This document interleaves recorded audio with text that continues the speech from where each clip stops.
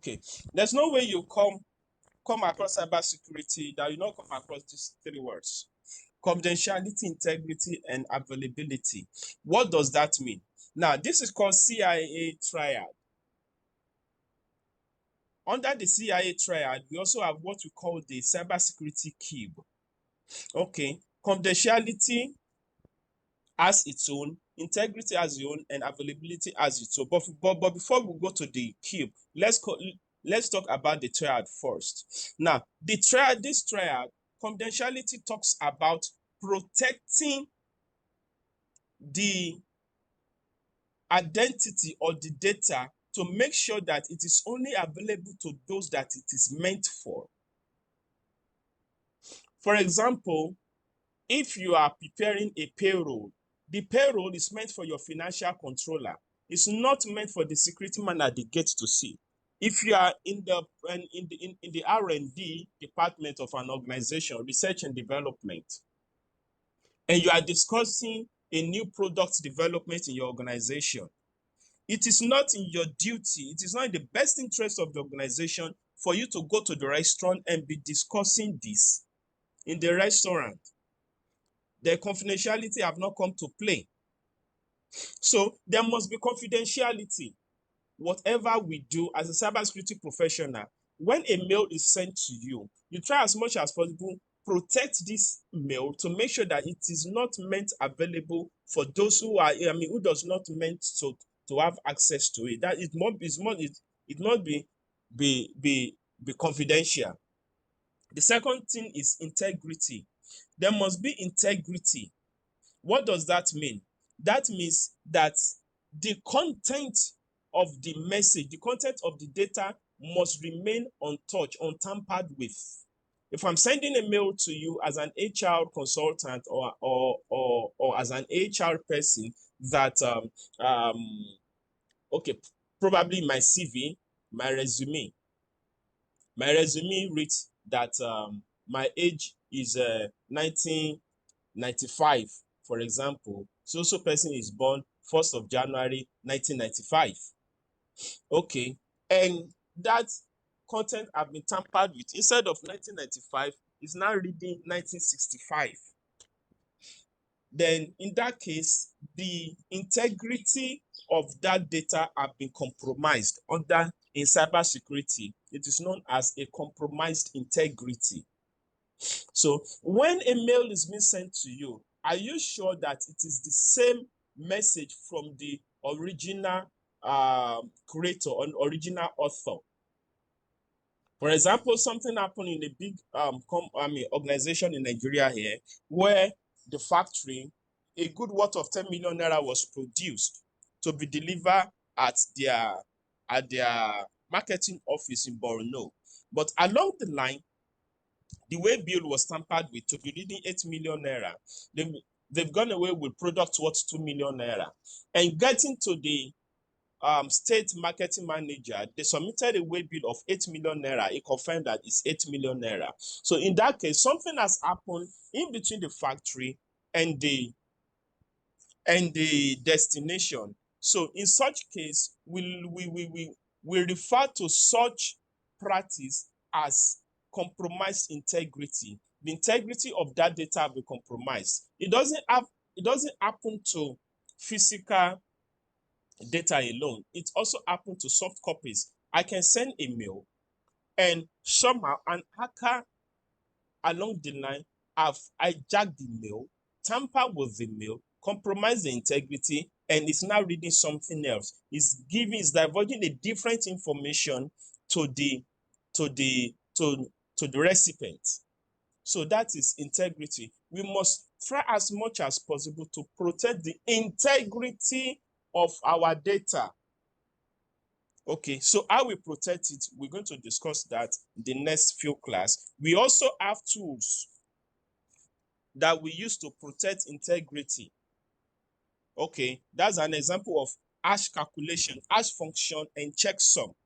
One way to ensure integrity is to use hash function. There's what is called hash calculator, and in the next few days, I will teach us how to install hash calculator and how you make use of it, and how we and we're going to do some practicals. You can just remind me in case I forgot, but all the same, I'm sure I won't forget. So that's number 2. Then talking about availability. When we talk about availability, okay, the data must be available at any point in time when it is being requested for or when it is being needed. So when we need a data, it must be available. That is the job of a cybersecurity professional. Or your boss just come and said, oh, we have a message so about 2 years ago, please look for it. And just check, you cannot find it. Or they just call you that before when we closed yesterday, we just discovered that the accounting the department just got fired and everything is being burnt. As a cybersecurity professional, what will you do? You should be smiling because you know that you have a backup storage for every data in the organization. So this is the work of cybersecurity professional. There must be backup.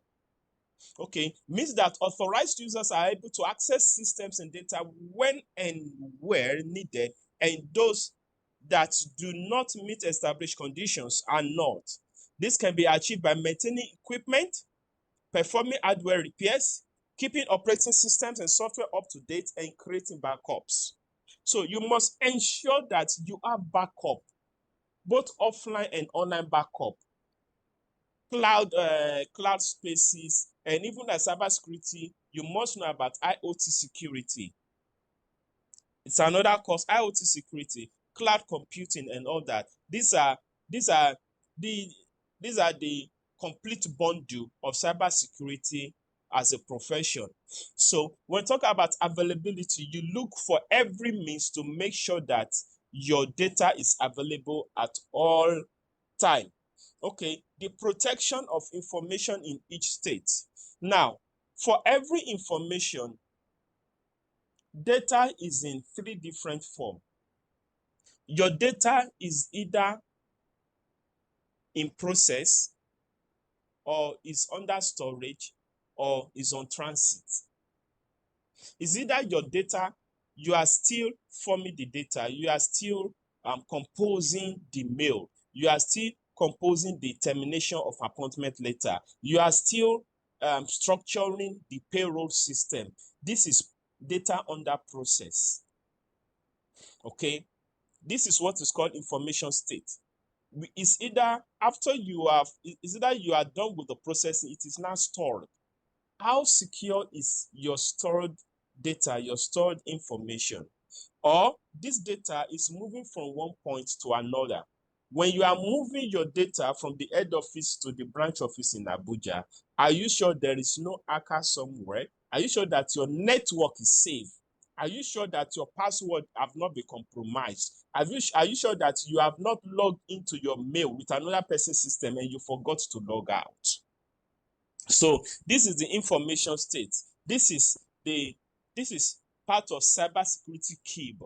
Remember, I said we are talking about cybersecurity cube, and under cybersecurity cube, the first thing we have is the cybersecurity triad, which is CIA. CIA, we call it CIA triad in cybersecurity, which is confidentiality, integrity, and availability. So under the cybersecurity cube, we have the first one, we have the triad. The second one is the information state, which is either processing, storage, or transmission. Then the last one in the cybersecurity cube is the security measures. The measures you put in place to ensure security, to ensure that this thing is safe. Number one, just as we are doing now, the level you are now, which is called the introduction to cybersecurity. At this stage is introduction, and this is creating awareness. That is what you'll be doing from module 1 to module 4 of introduction to cybersecurity. So when you get to cybersecurity essential, we call it entry level into cybersecurity. That is where you start doing some packet tracer activities. You start a little form of hacking, a little form of avoiding hackers, protecting your data from being hacked or from being having access by unnecessary or unwanted partners or so. So At this level, we're talking about creating awareness, training, and education. Number two, the technology, this part of security measure. What kind of technology, both hardware and software, are you putting in place? We have technologies like what we call intrusion detection system. We have what we call intrusion prevention system. Now, these are primarily work of what we refer to as firewall. You must have seen firewall on your system, on your Windows. Firewall comes either software or hardware. It depends on how large is your network or how big is your organization. If your organization is that big that you have a lot of gadgets, devices, a lot of routers, a lot of switches, a lot of VLAN, a lot of subnetting and all that, where you have a lot of department, procurement department, you have the accounting department and all that. So in that case, then you can have physical gadgets that are quite big. You can have more than 5 switches that are connected to routers or a router, depending on how big you want your networking to be. So if your networking gadget is that big, then you need to have a physical and hardware firewall. So the firewall is actually to prevent intruders from coming in and to detect as well. So the firewall is actually to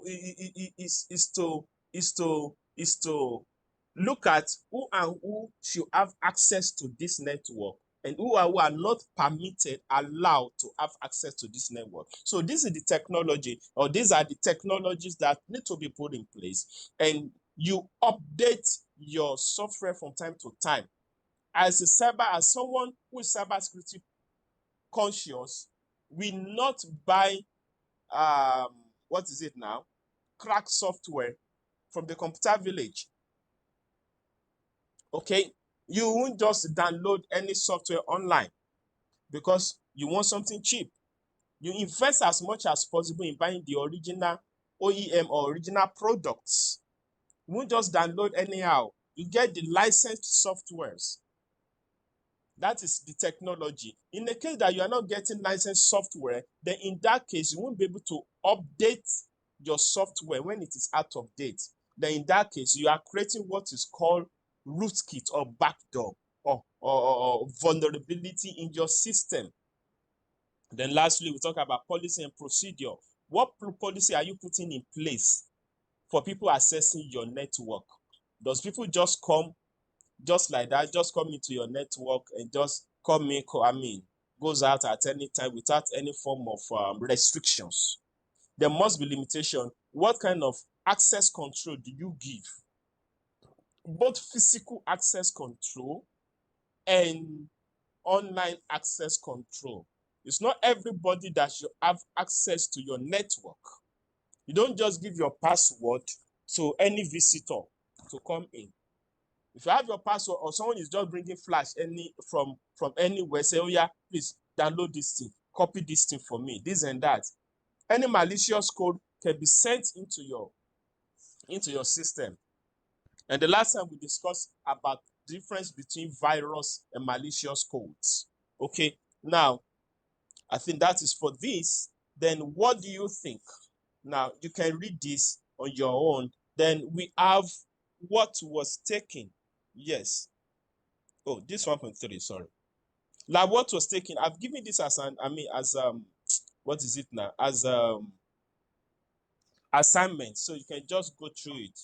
Okay. So let's go back to the attacks concept and what we're talking about the CIA TRIAD and all that. So at this point, do you have any question?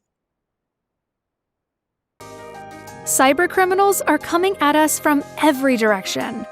We need you to investigate the different ways that hackers try to infiltrate an organization so that we can do everything we can to stop them from getting through.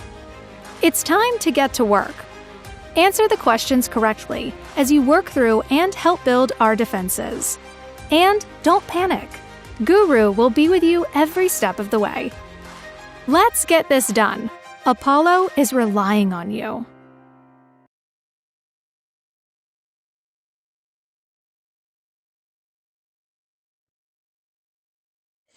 Okay. We have what we call malicious software. It's referred to as malware. Okay. As someone who understands cybersecurity very well, it's not every attack you have on your data or on your PC that it is virus. Virus is just a subset of malware. Now, how does this happen or how does it work? When we talk about malware, now, our programs are developed with codes, lines of codes. If you are designing an ERP, for example, that will cater for your procurement system, how you buy, how you stock, your organization, your supplier information, your financial statement, your this, your that, your HR, human resource, how you do all that, then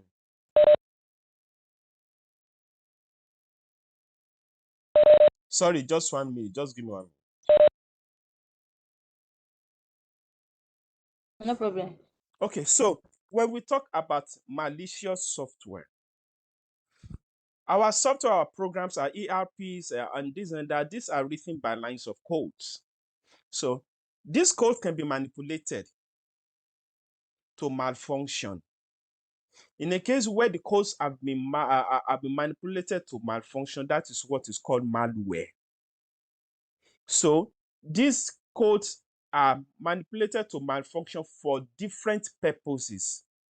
The purpose at which it was manipulated for is what is called types of malware. I hope you understand that. Now, when I manipulate a code to lock your data that you don't have access to your files, and you now need to get back to me before I can open it for you after you pay me, that is referred to as ransomware. That's an example of ransomware. Okay, we have different type of malware, starting from spyware. Spyware, okay, spyware is designed to track and spy on you, just as the name implies. That is spyware. Okay, now we have hardware. Hardware are those malicious code that you gain through unnecessary adverts, unwanted adverts. Then we have backdoor. Backdoor, or we call it rootkit, is that kind of vulnerability that is designed to have open door behind that you don't know after you have designed your program or your ERP. Then we have the ransomware, which I've explained earlier. Until you pay me before I will be able to reopen your program for you. Then we have the scareware. Scareware are just messages sent to get you scared. Scareware can be in form of what we call social engineering. We have what we call social engineering. Social engineering is like when I send message to you that your account will be blocked until you update your BVN. That's an example of social engineering. That's a scareware. But scareware can also come in form of malicious code that will just pop up and tell you that your your your phone is running slow, download so thing, or you lose your data. That's a scareware, in which it is not true. By the time you click on download, you have virus on your phone. Your phone will just go blank. We have the rootkit. As I've explained before, these are malware designed to modify the operating system to create a backdoor. So the backdoor and rootkit is a bit, they work together. Then we now have the virus. The virus is such a malicious code that attach itself. It can be relatively harmless sometimes, but it is attached to executable files, mostly replicates to our software, installation codes, installation software, installation apps. Maybe you are just downloading a malicious software, on an unlicensed software. It happens mostly when you buy most of these CDs that are not really from the original author. We have what is called Trojan horse. I want you to read the history